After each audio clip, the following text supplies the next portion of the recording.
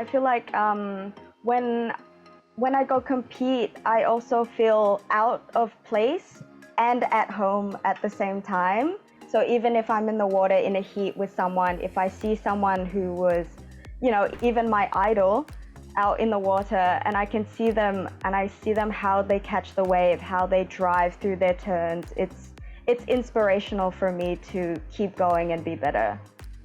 Meet Annissa Flynn, a Thai-Australian surfer who is best known for her silver medal in the 2019 Southeast Asian Games. In the past few years, she has won 3 World Flowboarding Championships and was ranked first in the Thai Surf Championships in 2020. Most importantly, Annie will be representing Thailand in the WSL Asian Qualifying Series in Indonesia this June, where she also wants to tell the world that Thailand is also a great place to surf. Well, it's an honor, first and foremost, because I did start surfing here in Phuket. I have harnessed my skills through Phuket waves, and I'm excited to represent my country that I live and started in the world stage. I'm excited for people to be like, oh my God, does Thailand actually have waves? Can you actually surf there? And I'm just there to represent and, win and tell them that, Thai kids have potential. Having spent most of her life on the resort island of Phuket, Annie began surfing and wakeboarding when she was only 8 years old. Her favorite sport grew into her passion as she enjoyed competing on the surfboard with her friends, which made her realize that she could pursue surfing as a career. My dad is from Australia, so I was introduced to sports at a very young age, and as soon as I touched a surfboard, I got my first wave, I was already hooked.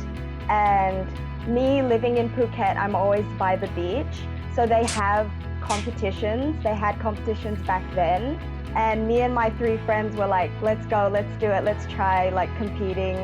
And yeah, I've just loved it and strived to keep this dream going ever since I was little. Surfing can be perceived as a male-dominant sport, but Annie doesn't feel intimidated when surrounded by male surfers, as her only focus is to catch a wave.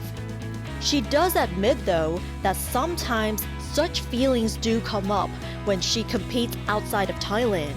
So if I've been to some places for the first time, it is quite intimidating to be the girl in the lineup to try to battle all of these boys. But, if you let that get to you, you're not going to catch a wave. And you are there, you're at the beach, you're there to surf. So to a certain point, after sitting in the water for about 30 minutes trying to suss out the lineup, you kind of just go, okay, I gotta catch a wave. Despite the challenge of the sport, Annie is proud and excited to see that the number of female surfers is significantly increasing in Thailand. She also wants to continue paving the way for more Thai female surfers to compete internationally. I have seen an exponential growth in women surfing, because way back when it was about 5 girls maximum out in the water, we all knew each other, but now I feel like there's a lot of new faces that I see, and I am loving it. They are in competitions, they are paddling out, they're making their life, and I love it. Well, for me, go for it. Honestly, those things can feel like it would be intimidating, but if it is something that you want to do, I want to, tell you that you can do it, put your mind to it, and whatever you want to do, you will make it possible.